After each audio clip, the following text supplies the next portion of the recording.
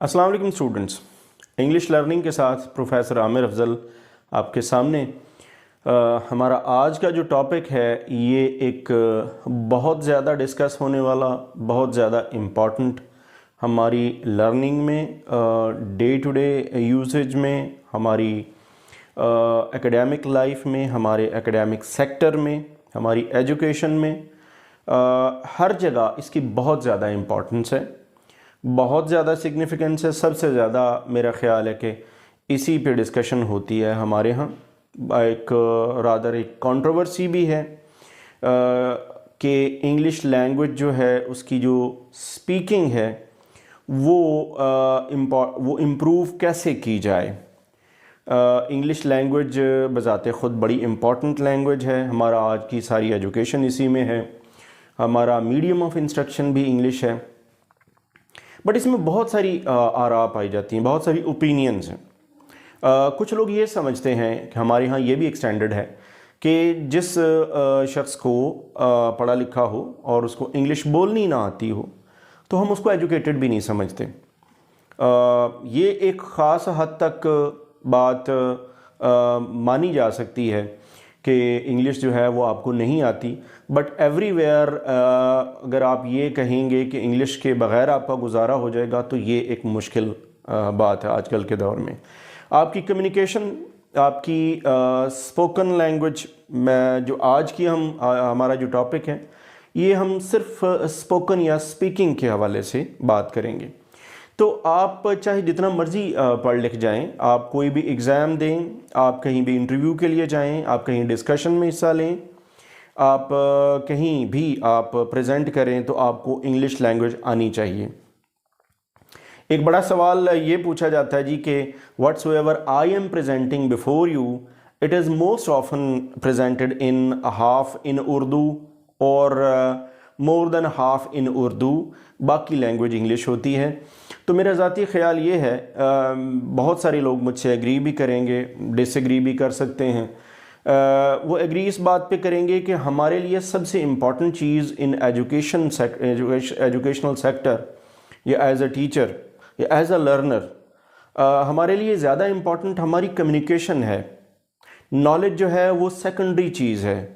Knowledge उस वक्त आता है जब आपकी कम्युनिकेशन आप अपनी इफ़ेक्टिव बना लेते हैं। फॉर एग्ज़ाम्पल, मैं अगर स्टूडेंट्स को थ्रू आउट इंग्लिश में लेक्चर देता हूँ तो हमारा वो स्टूडेंट है जिसके बहुत सारे बैरियर्स हैं, सोशल बैरियर्स हैं हमारे यहाँ, जिसमें वो all the time English language को एक्सपोज्ड नहीं होता, तो उसकी इंग्लिश इतनी अच्छी नहीं होती। तो हम कोशिश ये करते हैं, मेरा ज़ाती तौर पे मेरे तमाम लेक्चर्स में मैं कोशिश ये करता हूँ कि मैं चीज़ें आपको अंडरस्टैंड करवा दूँ, मैं आपको चीज़ समझा दूँ। मेरा काम आपको समझाना है। मैं I tell you later on कि आप उसको कैसे 100% इंग्लिश में कन्वर्ट कर सकते हैं। So first thing is communication.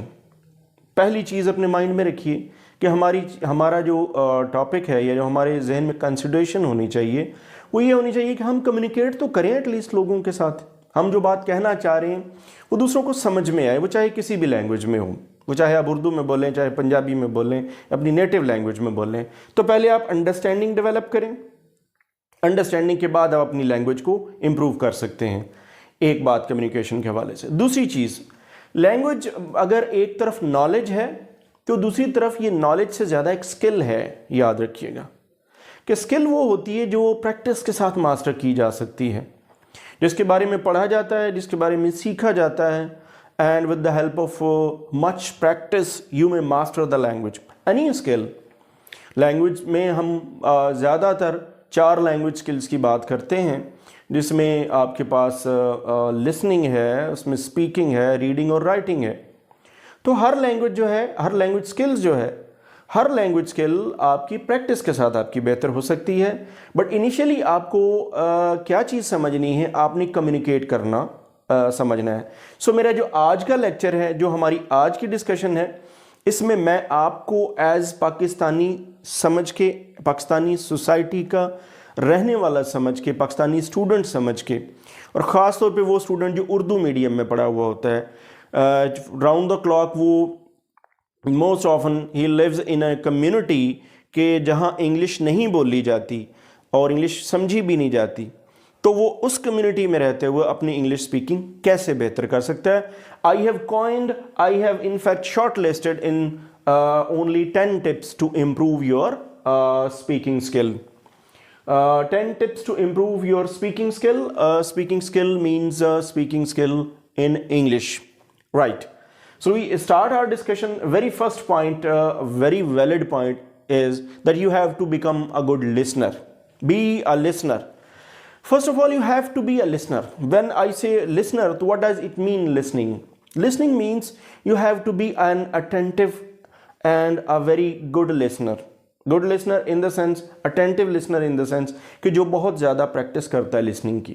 आप इंग्लिश सुने, आप इंग्लिश चैनल सुने, आप इंग्लिश डिस्कशंस सुनिए, कॉन्वर्सेशंस सुनिए, आप इंग्लिश मूवीज़ देखिए, आप अपनी लिसनिंग बेहतर करें.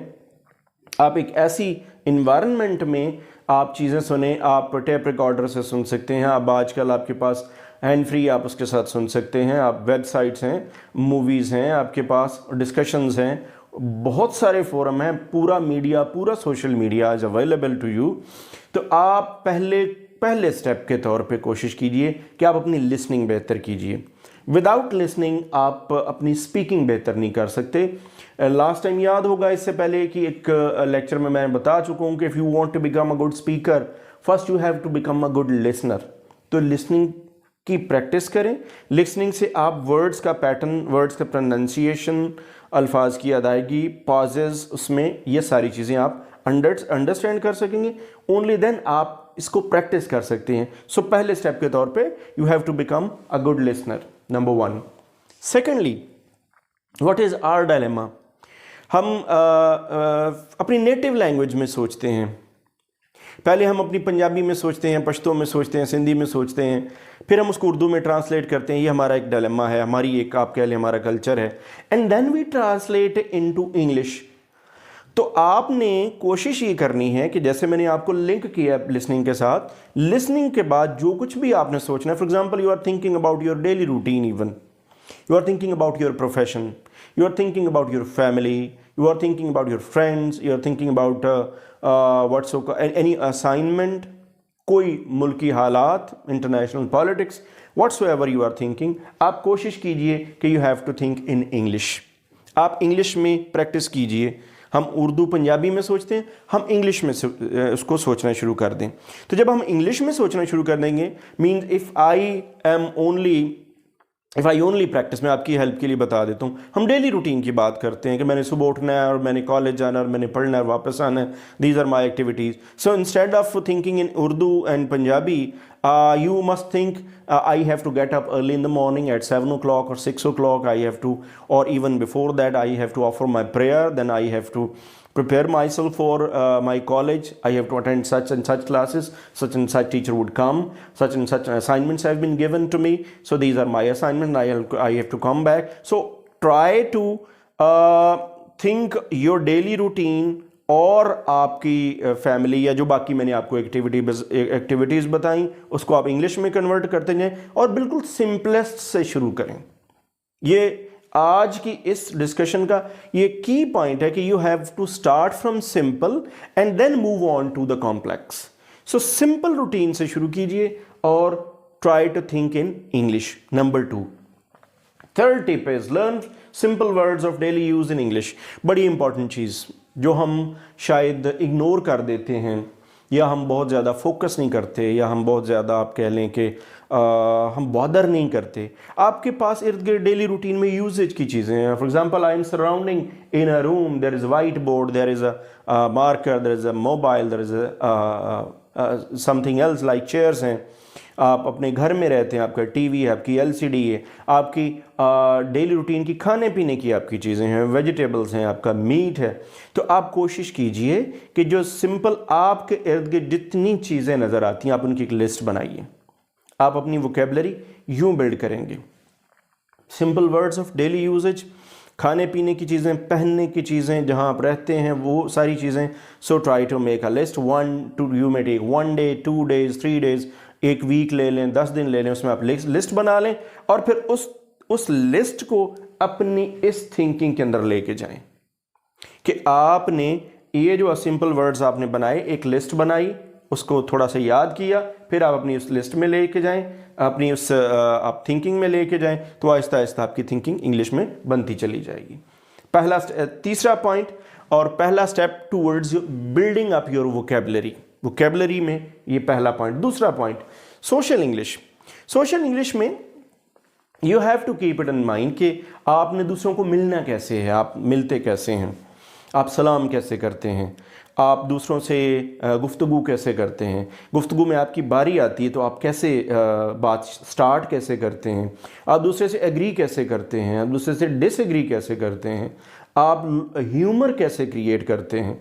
सिंपल ग्रीटिंग से लेके आपकी कॉम्प्लेक्स, आपकी कॉन्ट्रडिक्शंस तक, और आम आप ये कह लें कि आम डेली यूजेज के जितने भी हमारे डेली यूजेज के जितने भी सिचुएशंस हैं, उन सिचुएशंस में यूज़ होने वाले जो फ्रेजेस हैं और जो वर्ड्स हैं, जो लाइंस हैं, आप उनकी प्रैक्टिस कीजिए, पहले उनको लर्न कीजिए। आपने दूसरे को मिलना है, good morning, good evening, in case of अस्सलाम वालेकुम, तो उसके बाद ही आपकी जो ग्रीटिंग्स होती हैं।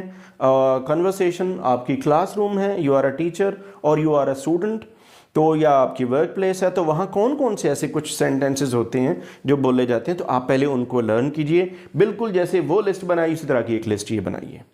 सो prepare that list and again try to include that list with that list third one, and इसको आप इंग्लिश में की थिंकिंग में लेके जाइए। तो जब इंग्लिश की थिंकिंग में ये दोनों लिस्ट्स को लेके जाएंगे तो ऑटोमेटिकली आपकी थिंकिंग इंग्लिश में होती चली जाएगी। This is your fourth point, learning social English, the English of your the language which you learn, which you need in your context, social context. Fourth point. Fifth point, start with code switching or mixing of two languages. अच्छा जी, कोई ज़रूरी नहीं है कि आपने जैसे मैंने आपको बता रहा हूँ कि आप शुरू करें इंग्लिश लैंग्वेज और आप कहें जी फर अंग्रेज़ों की तरह हम अंग्रेज़ी बोलना शुरू कर दें, तो कोई ज़रूरी नहीं है। आप इसको यूँ स्टार्ट कर सकते हैं कि जैसे मैं आपके सामने बोल रहा हूँ, तो you may start with Urdu with a mixture of English words. आप इंग्लिश के वर्ड्स थोड़े थोड़े करके अपनी गुफ्तगू में ऐड करते जाइए, क्योंकि ये जो दो लिस्ट्स आपने बनाई हैं इनको आप अपनी उर्दू के साथ मिक्सअप करते जाइए आहिस्ता आहिस्ता। तो ये होगा एक वक्त कि आपकी गुफ्तगू में ये conversation will contain around 20%, 30%, 40%, 50%। Aahista Aahista English का कंपोनेंट बढ़ता चला जाएगा। एक वक्त आएगा जब आपके इंग्लिश का कंपोनेंट वोकैबुलरी में बढ़ता जाएगा, एक वक्त आएगा आपका स्ट्रक्चर भी उससे मिलता जुलता हो जाएगा। सो ये एक बड़ा ही इंपॉर्टेंट पॉइंट है, फिफ्थ पॉइंट, कि आपने लैंग्वेज बेशक चाहिए, जहाँ आपको मुश्किल हो स्टार्ट में आप स्विच कर जाएं अपनी उर्दू में, अपनी नेटिव लैंग्वेज में स्विच कर जाएं, बट कोशिश कीजिए कि इसको आप आहिस्ता आहिस्ता करके इसका इंग्लिश का जो कंपोनेंट है वो इसको आप बढ़ाते जाइए। Number 6, go for fluency first instead of focusing on grammar in the beginning. बहुत बड़ा एक इशू, बहुत बड़ा, सब लोग सुन लो, specially the young students and young learners. हमारे यहाँ सबसे बड़ा इशू ये है कि जब हम बोलना शुरू करते हैं तो we are afraid of our environment. मैं इंग्लिश बोलूँगा तो वो गलत हो जाएगी, और वो गलत होगी तो लोग मजाक उड़ाएंगे, और मैं इसी हेजिटेशन में बोलूँगा ही नहीं। तो आप कोशिश कीजिए कि आप स्टार्ट में don't bother about the grammar. आपका एस या ई एस लग रहा है या नहीं लग रहा, आपका स्ट्रक्चर ठीक है या नहीं है, आप सिर्फ बोलते जाइए। जैसे मैंने आपको बताया, कोड स्विचिंग से स्टार्ट कीजिए। You just keep on speaking and speaking. Start में जितना आप कॉन्शियसली फॉलो कर सकते हैं ग्रामेटिकल रूल्स को, बेशक कीजिए, बट इसको स्ट्रिक्टली इस वजह से होल्ड नहीं करना है अपने अल्फाज को कि मेरे अल्फाज गलत तो नहीं हैं। ये गलती है, जो एक्यूरेसी है ये हम बाद में देखते हैं। First you have to develop your fluency in language, फिर हम एक्यूरेसी की तरफ और अपने लैंग्वेज स्ट्रक्चर की तरफ जाएंगे। इसलिए मैंने नेक्स्ट पॉइंट आपका लिखा है 7th point, learning grammar.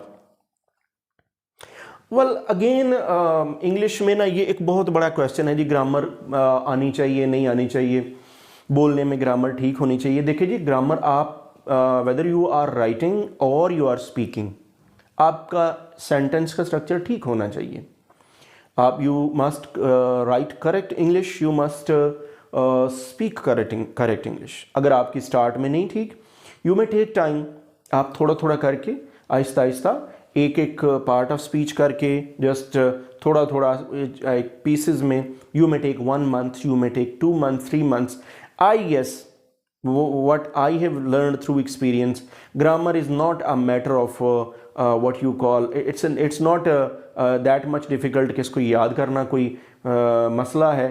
2 to 3 months में थोड़ा थोड़ा अगर आप सीखें तो आपकी लैंग्वेज, आपकी ग्रामर पे आप ग्रिप कर सकते हैं. मैक्सिमम 3 months में आप अपनी इतनी ग्रामर सीख लेते हैं कि आपकी बोलचाल में काम आ सकती है. So go for your grammar after developing your fluency, और साइमल्टेनियसली दोनों को लेके चल सकते हैं.